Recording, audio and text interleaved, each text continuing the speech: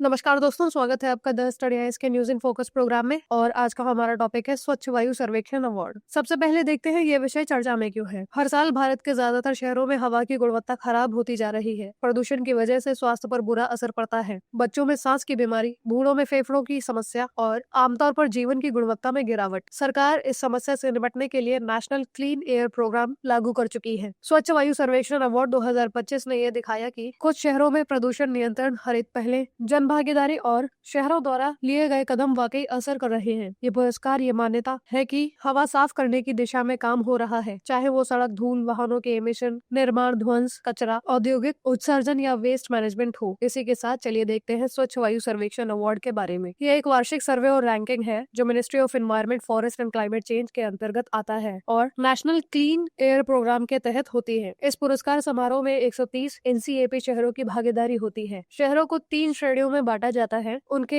जनसंख्या के आधार पर। पहला है 10 लाख से अधिक जनसंख्या वाले शहर, दूसरा है 3 लाख से 10 लाख के बीच वाले शहर और तीसरा है 3 लाख से कम जनसंख्या वाले शहर। मूल्यांकन इस तरह किया जाता है कि सिर्फ वर्तमान हवा की गुणवत्ता नहीं देखी जाती, बल्कि ये देखा जाता है कि शहरों ने क्या क्या कदम उठाए हैं, जैसे कि रोड डस्ट कंट्रोल, कचरा प्रबंधन, निर्माण ध्वंस का कचरा, औद्योगिक उत्सर्जन नियंत्रण, वाहन आदि। उन गतिविधियों को एनसीएपी के सिटी एक्शन प्लान के अनुसार मापा जाता है। इन पुरस्कारों के साथ कैश प्राइज, ट्रॉफी, प्रमाण पत्र और title national clean air city दिया जाता है। इसी के साथ चलिए देखते हैं स्वच्छ वायु सर्वेक्षण अवार्ड 2025 में कौन शहर विजेता रहे। स्वच्छ वायु सर्वेक्षण अवार्ड 2025 में कैटेगरी 1 में इंदौर ने 200 में से 200 पाकर परफेक्ट स्कोर हासिल किया और 1.5 करोड़ की राशि के साथ पहला स्थान प्राप्त किया, जबकि कैटेगरी 2 में अमरावती ने 200 स्कोर कर 75 लाख का पुरस्कार जीता और कैटेगरी 3 में देवास ने शीर्ष स्थान हासिल किया। इसके अलावा जबलपुर दूसरे स्थान पर रहा, वहीं आगरा और सूरत ने विभिन्न श्रेणियों में तीसरी रैंकिंग पाई। हिमाचल प्रदेश का परवाणु कैटेगरी 3 में दूसरे स्थान पर रहा। कुछ शहरों की रैंकिंग में गिरावट भी देखी गई, जैसे लखनऊ जो पिछले साल बेहतर स्थिति में था लेकिन इस बार नीचे खिसक गया। इसी के साथ चलिए देखते हैं नेशनल क्लीन एयर प्रोग्राम के बारे में। नेशनल क्लीन एयर प्रोग्राम को 2019 में पर्यावरण, वन और जलवायु परिवर्तन मंत्रालय ने लॉन्च किया था। इस योजना के तहत लगभग 131 नॉन अटेनमेंट शहर शामिल किए गए, यानी ऐसे शहर जहां वायु गुणवत्ता मानक लगातार राष्ट्रीय स्तर से खराब रहे हैं। इसके लिए केंद्र और राज्य सरकारों, स्थानीय निकायों और प्रदूषण नियंत्रण बोर्डों को वित्तीय सहायता दी जाती है। साथ ही सरकारी योजनाओं से भी संसाधन जुटाए जाते हैं। प्रगति को मापने के लिए स्थानीय निकाय स्वयं मूल्यांकन रिपोर्ट तैयार करते हैं,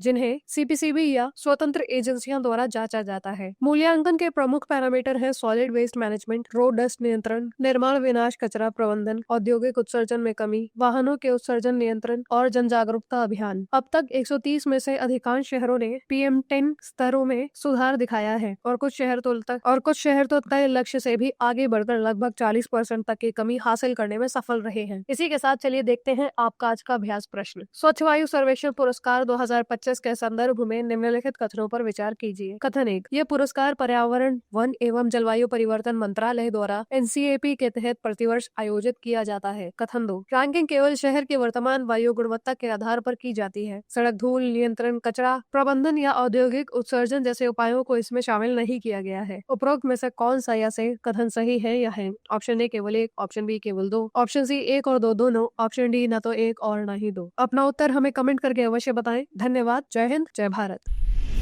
डियर स्टूडेंट्स, हमारे चैनल को लाइक, शेयर, सब्सक्राइब करें और अपनी तैयारी को और बेहतर बनाएं।